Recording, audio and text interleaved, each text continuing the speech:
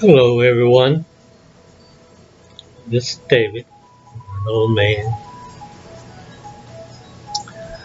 I've come back on with a little bit more stories about my life. And thanks to understanding YouTube and free audio music that they have, that's what you hear in the background. And I thank you YouTube for that. This is free audio that you can use. So hopefully it kind of livens things up. And today I want to tell you about where I'm at in my life. You see, I struggled for a long time. It took me 55 years. Well, except for the first 3 years of my life, so 52 years to get to seek help. Once I did, it took me 12 years to fully understand what was going on within my mind. I had a psychologist or psychiatrist one time talk to me, and I was telling him about the fears that I had in my life. And one of the fears was that in my dreams and in one of the visions that I had constantly was this door that I was afraid to go through.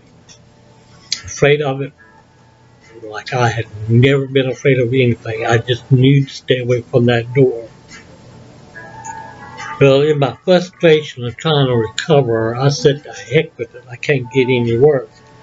Or I said, if it did get worse, there's always a hospital bed made for me or someplace made for me. So I went through the door and it opened my eyes. I saw some things that I wasn't supposed to see.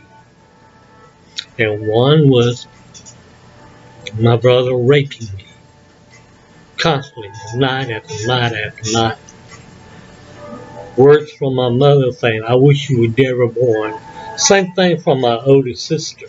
"I wish you were never born." I learned not to trust my family members. Matter of fact, I hated them. I hated every one of them. The only one I didn't really hate was my father. And that's because in some way I understood him. You see, I seen my mother picking on him all the time and kind of egging him on to be a mean person. My father had a hot temper. That's because he was simple-minded, but yet he understood things that I understood. I saw things just like he knew I should. He would talk to me. He would talk to my older brother. He would say things to us and try to give us advice about things going to happen in our life. And I listened because I wanted to understand. I hated everything about my life. Anything and everything about my life. And that's one reason why I was detached from my emotions. I didn't understand even what hate was, but yet I did. I hated everything. I did things in my family life, and I thought it was because I hated them, but it wasn't that. You see, as long as they hated me, I had a affirmation of how they felt about me. If they said they liked me and loved me, whatever, I couldn't believe them. So I had to do things to them to make them hate me. And it worked. It worked very well. To where if I tried to talk to them about what happened to me in my young childhood, my younger brother and sister would never believe me. But yet it did. And I had to get to the point to where I accepted that. they never saw or felt what I did. Even though I tried to get them to understand what I went through, I just couldn't talk to them about it. Instead, I ran away and hid. I did things that was popular, things that would get me in favoritism with everybody else but my family. Even though I knew how to get in favoritism with my family, to get them to give me what I wanted, which wasn't bad. But where I'm at right now in my life is that I've gone through all this memory, and it's thanks to YouTube, watching programs and things on here, going to peer support, where I went through the training and I've become certified. And I'm thankful I was one of the first certified peer specialists in this county where I live at. And that was great. I read a lot and understood a lot from that. I also took study parts of the brain, studied psychology, psychiatry, and pretty much got an education from all that. Let me light this up.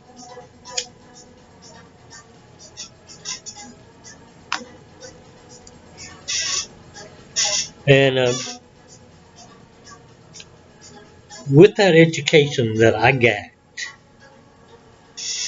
I come to some conclusions. Now, these are my thoughts. These are not something written down in books because a psychiatrist has to go on facts. He takes what you say and he makes little points to help diagnose you into a category. Mine was schizophrenic with multiple personality disorder.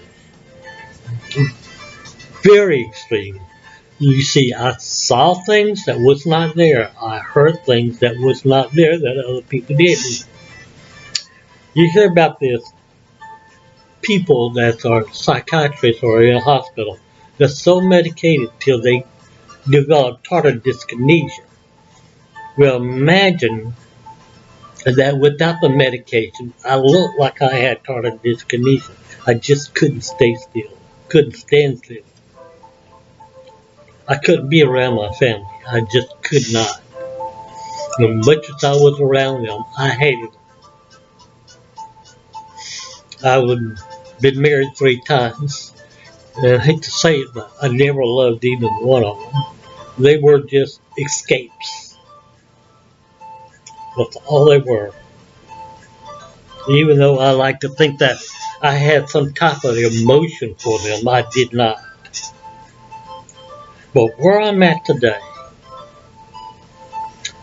thanks to some good friends and a great pet that I had, her name was BB, cat, Siamese, I've been able to retouch to that part of me to where I'm not emotionally detached anymore. I understand. Even though I live so long with the visions and the hearing, I will never get rid of that. That's just second nature to me. And with my understanding about psychology and everything like that, I come to realize that lots, and this is my theory, most people that going through some type of episode of some kind has had some type of trauma. Now, it doesn't have to be what other people would call trauma, just what you would call trauma. Even a baby being born goes through trauma. And this is my theory, nobody else's. But you take a baby in the womb of a mother and being forced out from that warm, comfortable place worth living in the cold, cruel air on bare, raw skin. To some babies, that's traumatic. To me, that's my theory. That's a traumatic thing. And it sets into motion things that's going to happen in their life. But any type of trauma in life can set off a detachment, a personality detachment. It's not precisely emotional detachment as it is just personality detachment. You kind of move yourself away from it. About like that person says, well, I saw this, but I really didn't. It's like I was floating outside my body, and that's the reason why I was the way I was. I could see what was happening, but I had no control over it. And my favorite thing is to listen to these people that use mental disabilities or mental disturbances. Say, well, the devil made me do it, or I really didn't realize what I was doing. But sometimes they really do. They're just using excuses. My motives of not dealing with things was running away. I was too much of a coward to kill myself, but I was not afraid to run away and try someplace else, be off on my own.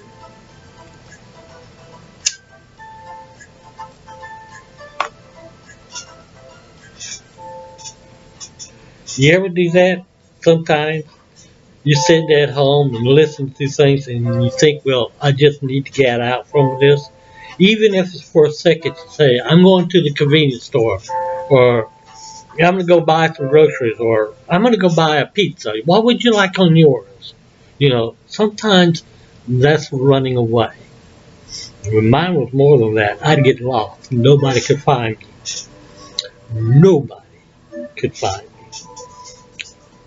Even though some people in my family think they could find me, but they really can't. They have an idea where I'm at, but they don't know precisely where I'm at. Because I don't get that out anymore. My family is behind me. I'm sorry to my brother and sister the things that I've done to you. But I learned to do these things from my own brother and sisters. Not my immediate family sister, which was right up over me, but my oldest sister and oldest brother and my mother. They did this to me. Let me tell you how bad they did things to me. I was in the 5th grade when I was confronted about the way that I talked. I didn't know that I had any problem with talking. But in the 5th grade, I was set up with a speech therapist. And I overheard her talking to my mother and father about the type of lisp and problem I had. And the problem that I had was that I was baby talked too long in life. Oh, you little goody thing. This developed a lisp in me to where I talked like that. So people made fun of me. I didn't pay attention to school, but yet I made good grades. I had IQ tests which said I was above normal. And just what it was, and I'm not going to repeat what they said it was, but I was very intelligent. But through the speech therapists and through the teachers at the time talking to me about things, I graduated to realizing that lots of the problems that I had was because of my older brother, older sister, and my mother. Because that's the way they kept on trying to talk to me. And most of the time they would just say, just shut up, David. Oh, you didn't know. My father tested me one time to see how dumb I was, even though I had a lisp. And he gave me this old clock one time. It was tore up. He says, "Here, David, you like to take things apart. Take this apart and see if you can fix it." I took it apart. And one day I took it apart. I saw what the problem was within spring.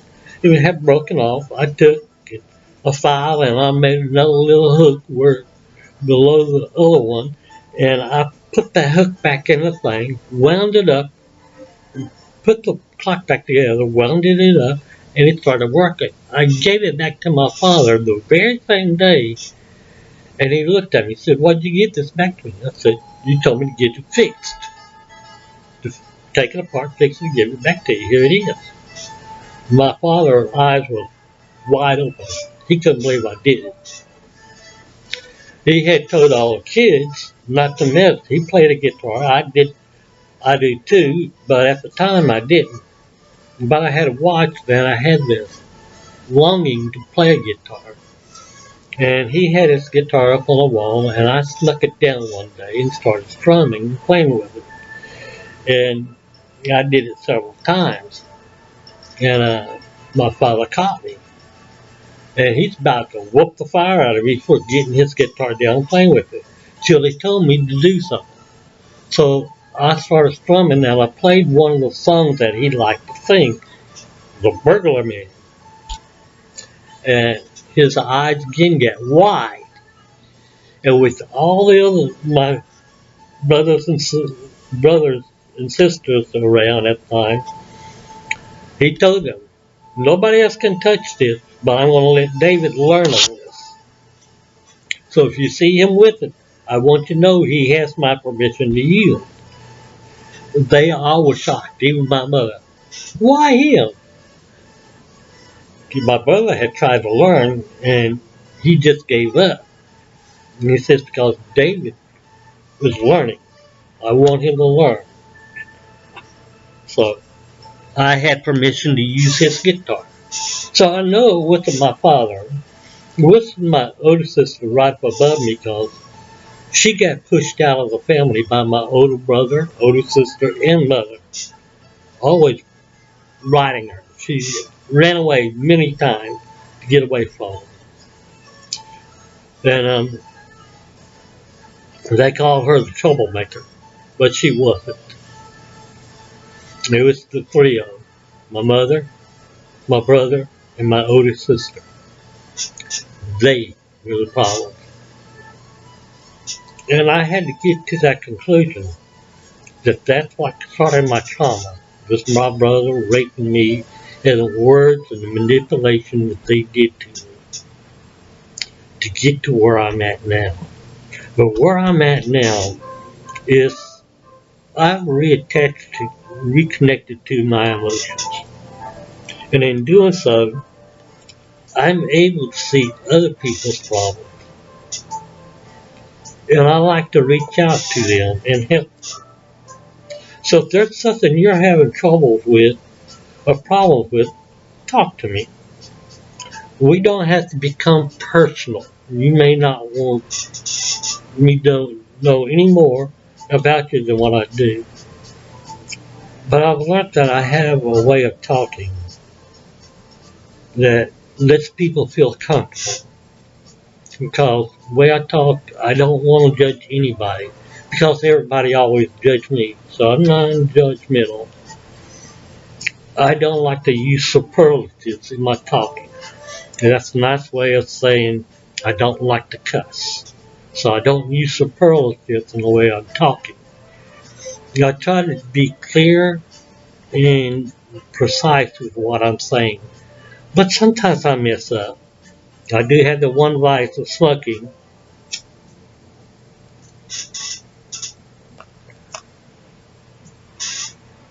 And if you want to know, this is a little cigar. It might have a filter and things to it, but that's naturally paper around that. There's no fake paper around that makes it burn where I can get tar in my system. Nicotine's bad enough. I don't need the tar. But that is the only bad device that I have. I'd still like to get away every now and then. Sometimes especially during summertime, I'll take a simple blanket and something and I go sleep out in the woods or in the wilderness someplace. And I don't like to hurt anything, so the only thing I take is a knife and a hammer or an axe or something like that with me to where I can just make a place where I can bed down for the night. That's all I need. Usually I take a little food, something that I can eat, trail snacks or trail food or something like that. But I've learned to do that. I've learned how to live out in the woods on my own. In much ways, I've become alone, and I'm trying to get away from that. I'm trying to associate with people a little bit more. Everybody has some type of trauma in their life. Everyone has a little part of them that they lost. Most everybody that's going to see a doctor because of type of trauma, something happened in their life, has a little bit of less faith and hope in the world. I wouldn't say they lost all faith or lost all hope, but sometimes they just need you that they can have listened to it. And that's what I am for you. I am that ear. If you want to talk, I'm here for you. Come to YouTube, click on, give me a thumbs up, a like, or you don't have to give me a like or subscribe to me. Just leave a comment, and I'll talk back with you about the things that I've gone through. You're probably doing things right now to help you to escape. Running away of some kind, breaking the law to where you get in jail or something like that, get locked away or put away, or you doing things that make people think that you're mentally disturbed and need to be put away. You're doing something to escape. I'm here for you. But if you're doing something and you physically going to harm yourself, please call me. Please contact me. Or call the suicide prevention line. Because when all else fails, there's somebody that's willing to listen to you and help you to understand what you're going through or can get what you're going through.